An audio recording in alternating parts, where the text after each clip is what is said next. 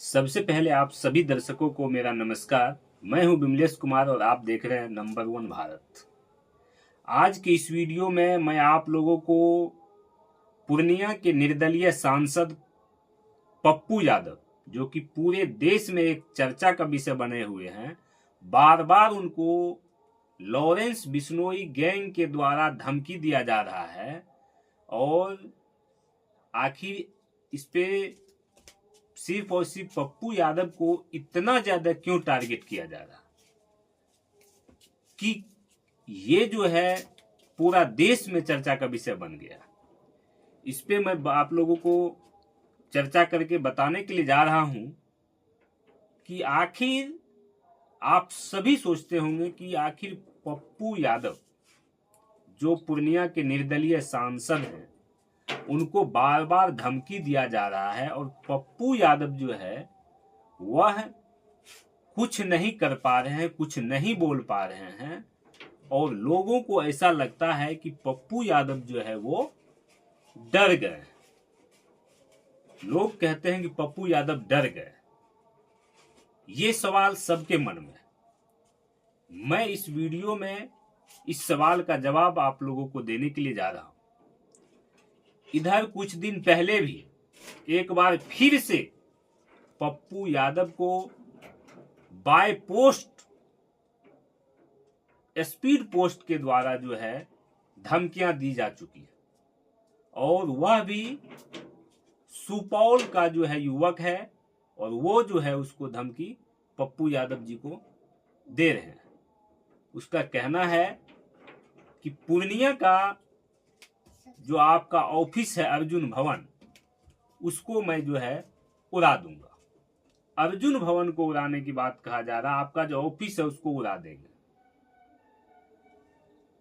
बोटी बोटी काट डालेंगे। बहुत सारी चीजें जो है कहा जा रहा है। दिल्ली से जो है गिरफ्तारी भी हुई।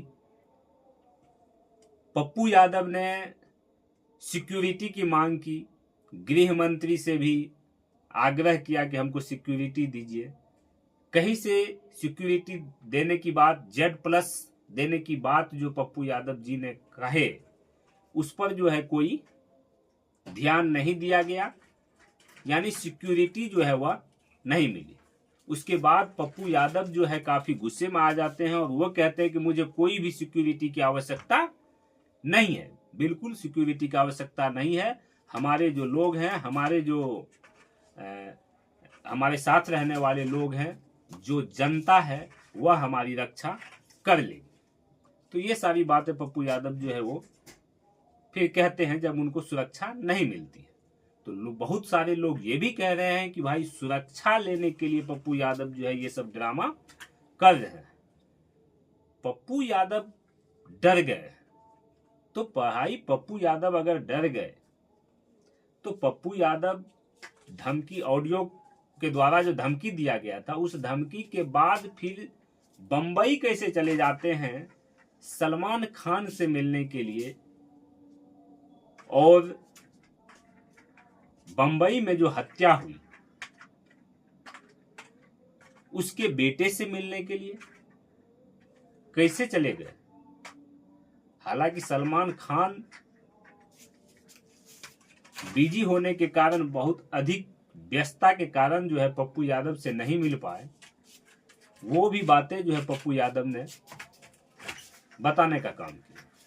लेकिन सवाल ये है, लोग कहते हैं और बहुत सारे बीजेपी के भी नेता जो है और जितने भी विपक्ष के हैं, बहुत सारे जो इंडिया गठबंधन के हैं, वो भी बहुत सारी बातें कहते हैं कि जब पप्पू यादव से नहीं संभला जा रहा था, पप्पू यादव को जब पार नहीं लग रहा था, तो उसने ट्वीट क्यों किया, और ट्वीट किया तो सुरक्षा की मांग क्यों की।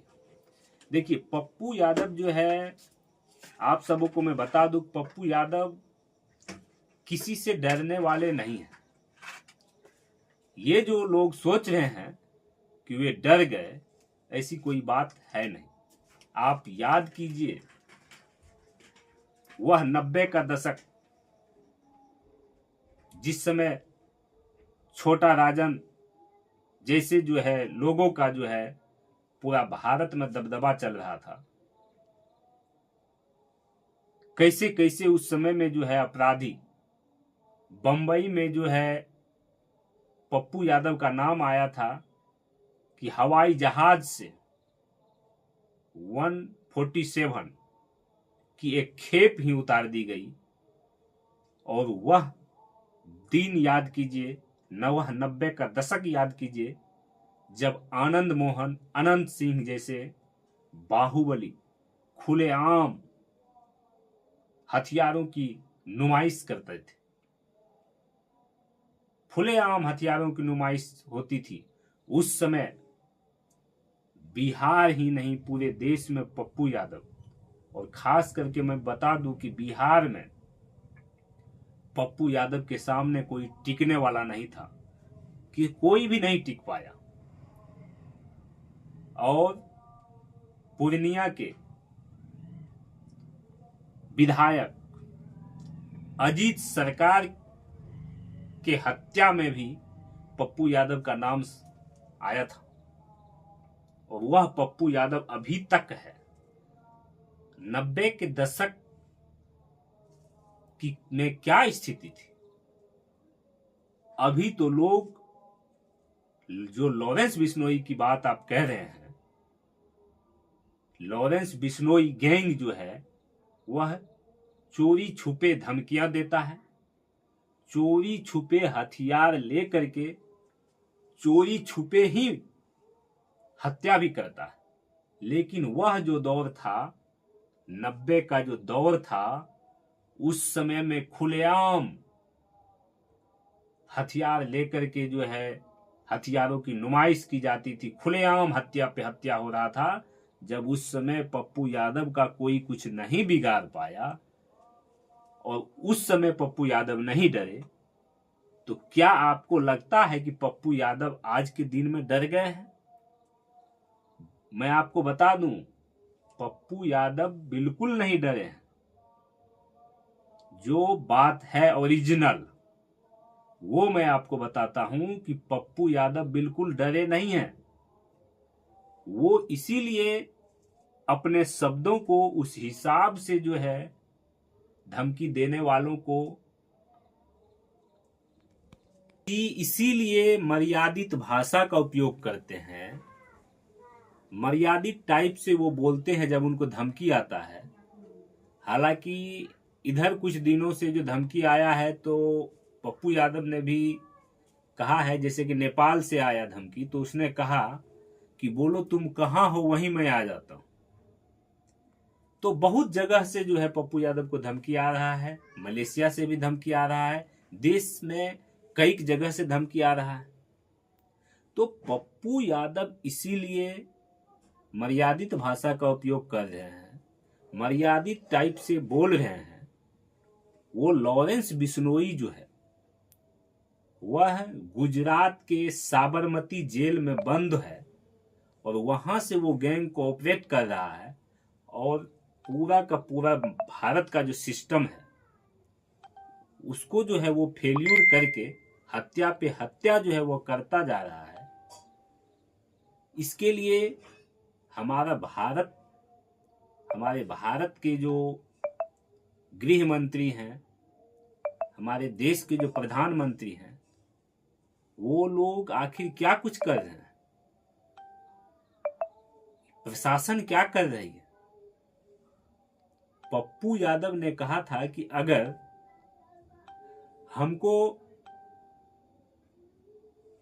कानून अनुमति दे तो इस 2% के जो गैंग है इसको मैं खत्म कर दूंगा। तो क्या पप्पू यादव को कानून ने अनुमति दे दी? कि कहा जा रहा है कि पप्पू यादव ने ऐसा कहा तो पप्पू यादव को धमकी मिल रहा है, पप्पू यादव मारा जा सकता है। तो क्या पप्पू यादव, आप लोग चाहते हैं कि पप्पू यादव 90 के दशक का वह दौर यहां पे ला करके लॉरेंस बिश्नोई गैंग को खत्म करे? तो अभी जो पप्पू यादव है, पप्पू यादव पूर्णिया के निर्दलीय सांसद हैं और वो एक ऐसी जगह, ऐसी पोस्ट पर हैं, एक ऐसे संवैधानिक पोस्ट पर हैं, संवैधानिक पद पर हैं, तो वो आखिर क्या अभी राइफल उठा के क्या अपने लोगों को, वैसे लोगों जो 90 के दशक में चल रहे थे, वैसे लोगों को लेकर के क्या लॉरेंस बिश्नोई से लड़ना शुरू कर देंगे? संवैधानिक पद पे हैं तो वो तो यही न कहेंगे कि एक अपराधी जो है वो खुलेआम कह रहा है कि हम उसको मार देंगे तो हम उसको मार देंगे, लोगों की हत्या कर रहा है, और भारत का जो सिस्टम है, प्रशासन जो है, वह उसके सामने फैल है। तो इसीलिए पप्पू यादव अपने हिसाब से, पप्पू यादव जो है एक संवैधानिक पद पे है और उस हिसाब से वो जो है अपनी बातों को रखने का काम कर रहे हैं। लॉरेंस बिश्नोई का बताया जा रहा है कि देश से लेकर के विदेशों तक जो है 700 शूटर है। आपको पता होना चाहिए कि पप्पू यादव के साथ जो लोग रहते हैं, अगर एक बार पप्पू यादव रियल में अगर एक बार वो कह दे तो हजारों वैसे उनके समर्थक, वैसे का मतलब आप समझ सकते हैं, वैसे समर्थक हैं जो हजारों समर्थक जो है उनके कहने पे जान देने और लेने तक पे जो है उतारू हो जाएंगे, उतारू हो सकते हैं। तो ये कहना कि पप्पू यादव डर गए, तो पप्पू यादव ने अपना हथियार डाल दिया, पप्पू यादव की बोलती बंद हो गई, तो ये सब बातें जो है सिर्फ कहने के लिए। पप्पू यादव किसी से डरने वाला नहीं है, क्योंकि पप्पू यादव आप देख रहे हैं कि बाढ़ हो, सुखाड़ हो या कहीं भी, वो हर जगह जो है वो जाते रहे हैं और खुले तौर पर लोगों की मदद करते रहे। पप्पू यादव का क्या कोई दुश्मन नहीं होगा? उनको मारने के लिए बहुतों लोग सब दिन प्रयास करते होंगे, लेकिन वो नहीं मार पाता। और अभी तक पप्पू यादव हैं तो पता होना चाहिए कि पप्पू यादव क्या चीज है। इसलिए ये सब बातें, डर गए तो बिल में छुप गए, ये सब बातें गलत है और पप्पू यादव किसी से डरने वाले नहीं।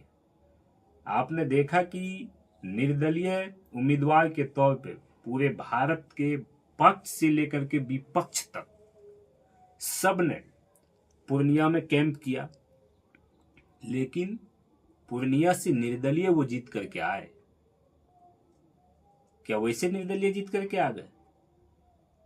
अगर वो गलत है, जैसा कि कुछ समाज के लोग जो बोल रहे हैं कि वो गलत है, उसने ये कहा कि भाई कोई एक आदमी तो देश को नहीं चला सकता। क्या हमारा भारत का संविधान ये कहता है कि कोई एक ऐसा गैंग जो हत्या पे हत्या करे, लोगों को खुलेआम धमकी दे और उसको हम हीरो बनाएं?